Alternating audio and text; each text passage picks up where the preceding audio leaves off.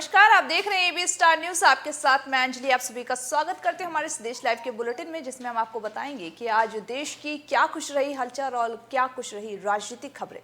पहली खबर है सबसे महत्वपूर्ण, जो कि जिस बैठक के बारे में सबकी नजरें टिकी हुई थी और इस बैठक में क्या कुछ फैसले लिए गए हैं, ये हम आपको आगे बताएंगे। ये बैठक है सर्वदलीय बैठक, जिसके बारे में आज सुबह से ही ये कयास लगाए जा रहे थे कि इस बैठक में इस मुद्दे पर चर्चा होगा, इस मुद्दे पर चर्चा होगा। लेकिन जिन मुद्दों पर चर्चा हुआ है वो दरअसल ये है। दरअसल आपको बता दें कि सर्वदलीय बैठक में संसद के शीतकालीन सत्र से पहले ही रविवार को केंद्र सरकार द्वारा संसद भवन में बैठक बुलाई गई थी और ये बैठक सर्वदलीय बैठक हुई है, जिसमें प्रधानमंत्री नरेंद्र मोदी, रक्षा मंत्री राजनाथ सिंह, संसदीय कार्य मंत्री प्रहलाद जोशी और केंद्रीय मंत्री पीयूष गोयल समेत कई विपक्षी दलों के नेता भी इस मीटिंग में शामिल हुए थे। बैठक में संसद के दोनों ही सदनों के सुचारू संचालन को सुनिश्चित करने के लिए राजनीतिक दलों से सहयोग करने और अन्य मुद्दों पर भी चर्चा हुई। संसद का शीतकालीन सत्र सोमवार से शुरू हो रहा है। वहीं सर्वदलीय बैठक में कांग्रेस, टीएमसी, बीएसपी और सीपीआई समेत कई दलों के नेता भी वहां पर पहुंचे थे। इनमें विपक्षी दलों से अधीर रंजन चौधरी, आनंद शर्मा, सतीश चंद्र मिश्रा और सुदीप बंदोपाध्याय, डेरेक ओ ब्रायन, रामगोपाल यादव, पशुपति पारस, अनुप्रिया पटेल समेत कई विपक्षी नेता भी इसमें शामिल हुए थे। तृणमूल कांग्रेस की ओर से सुदीप बंदोपाध्याय और डेरेक ओ ब्रायन ने बेरोजगारी, महंगाई में बढ़ोतरी और न्यूनतम समर्थन मूल्य कानून और संघीय ढांचों से भी जुड़े हुए मुद्दे उठाए हैं। वहीं साथ ही मुनाफा कमा रहे पीएसयू से डिसएडवेंचमेंट, वहीं साथ ही बॉर्डर सिक्योरिटी, बीएसएफ का विस्तार क्षेत्र, पेगासस जासूसी और कोविड-19 की स्थिति, महिला आरक्षण बिल समेत तमाम मुद्दे इस बैठक में उठाए गए हैं। वहीं अगर बात आम आदमी पार्टी की करें तो आम आदमी पार्टी के सांसद Sanjay Singh all party meeting में नाराज होकर के बाहर निकल गए थे। तो वहीं संजय सिंह ने आरोप लगाया है कि मीटिंग में किसानों को मुद्दों को जब उठाया जा रहा था तो संसदीय कार्य मंत्री बार बार उन्हें टोक रहे थे। इस पर नाराज होकर वो वॉकआउट कर गए थे। मेरी आवाज बंद कीजिए।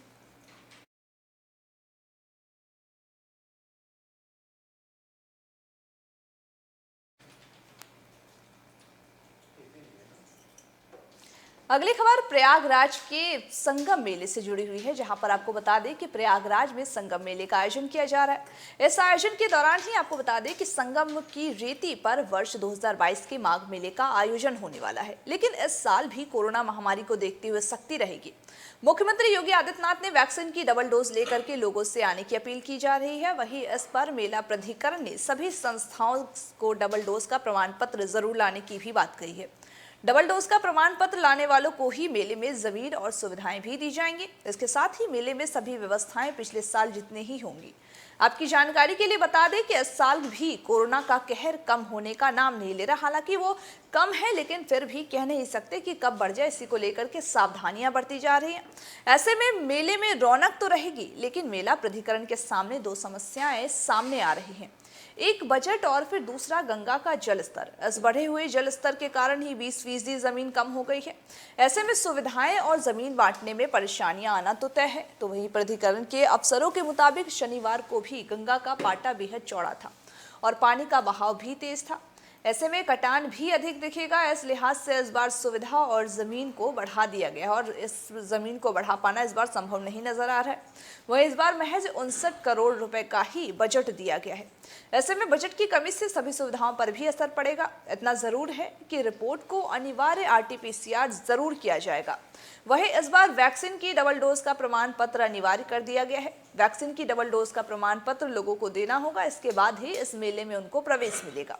माघ मेले के लिए अभी से ही लोगों ने जमीन और सुविधाएं मांगनी शुरू कर दी है। जिन संस्थाओं ने पिछली बार जमीन नहीं ली थी, उनके भी आवेदन आने लगे हैं।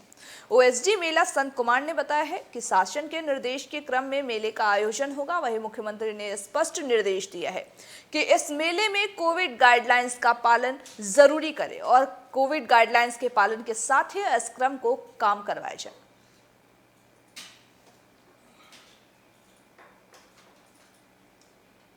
अगली खबर मुठभेड़ से जुड़ी है, जहां पर एक बार फिर से मुठभेड़ देखने को मिली। आपको बता दें कि आईईडी के बीच में मुठभेड़ देखने को मिली। वही सुकमा में शुक्रवार की शाम को मुठभेड़ में नक्सली माड़वी भीमा मारा गया है।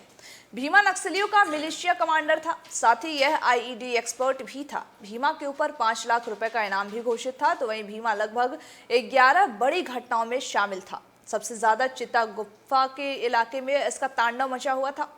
यह मिनपा मुठभेड़ में भी शामिल था, जिसमें कि 17 जवान भी शहीद हुए थे। साथ ही भालेराव में आईईडी ब्लास्ट की घटना में भी शामिल था। इस घटना में 1 जवान शहीद हुए थे। भीमा 18 जवानों की शहादत का जिम्मेदार है। तो वही एसपी सुनील शर्मा ने बताया है कि भीमा को ढेर करने के बाद इलाका अब थोड़ा शांत है। आपको बता दें कि डीआरजी और कोबरा 201 बटालियन के जवान चित्तल नगर थाना क्षेत्र के ताड़मटेला इलाके में नक्सल ऑपरेशन पर निकले थे। इन्हीं जंगलों में नक्सली पहले से ही घात लगाकर बैठे हुए थे और जिस दौरान ही सर्चिंग ऑपरेशन कर जवान शाम के 7:30 बजे लौट रहे थे, उसी समय माओवादियों ने जवानों पर अंधाधुंध फायरिंग शुरू कर दी। इधर जवानों ने भी मोर्चा संभाला और माओवादियों को मुंहतोड़ जवाब दिया। लगभग आधे घंटे तक चले इस मुठभेड़ में जवानों ने खूंखार नक्सली को ढेर कर दिया।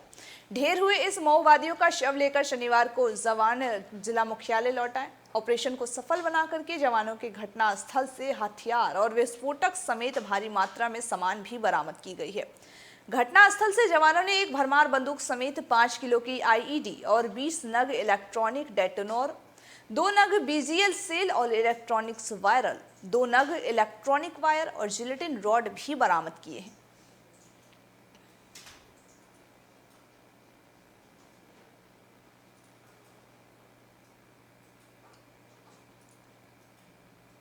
त्रिपुरा के 14 नगर निकायों के चुनाव परिणाम आज घोषित होने वाले। आपको बता दें कि जहां पर त्रिपुरा में नगर निगम का चुनाव चल रहा था, ऐसे में किस वार्ड में कितनी जीतें मिली है आपको हम बताएंगे। जिसमें आपको बता दें कि त्रिपुरा में दरअसल नगर निगम और नगर पंचायत चुनाव की कुल 222 सीटों पर चुनाव हुए थे, जिसके नतीजे आज घोषित किए जा रहे हैं। इसको देखते हुए भी सुरक्षा के कड़े इंतजाम भी किए गए थे।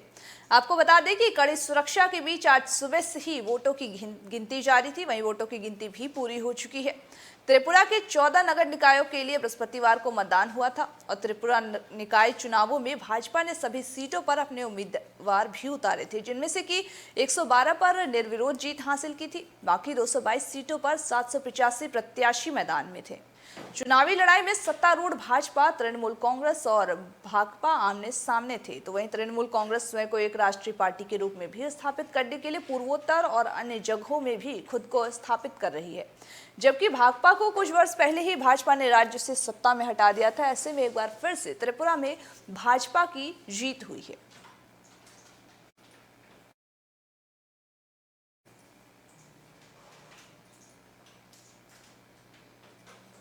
जहां कोरोना वायरस का कहर एक बार थम रहा था, वहीं ऐसे में एक नए वायरस की उत्पत्ति हुई है। आपको बता दें कि दरअसल ओमिक्रॉन वेरिएंट पिछले 4 दिनों में 9 देशों तक पहुंच चुका है। इनमें दक्षिण अफ्रीका, इजराइल, हांगकांग, बोत्सवाना और बेल्जियम, जर्मनी, चेक रिपब्लिक, ब्रिटेन और इटली भी इसमें शामिल है। दक्षिण अफ्रीका में 24 नवंबर को विश्व स्वास्थ्य संगठन को पहले केस की जानकारी दी गई थी।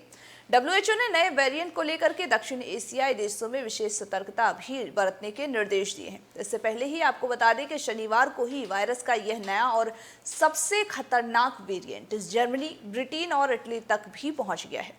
जर्मनी के सामाजिक मामलों के मंत्री कई क्लोज ने सोशल मीडिया पर इनकी जानकारी दी है।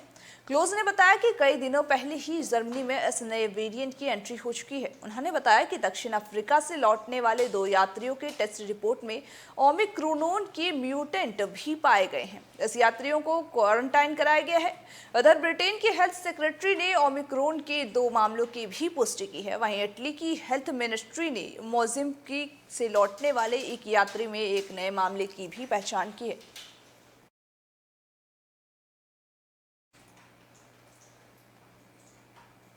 आज के हमारे इस खास देश लाइव के बुलेटिन में बस इतना ही। तमाम बाकी खबरों के अपडेट्स के लिए बने रहिए हमारे साथ और देखते रहिए AV स्टार न्यूज़।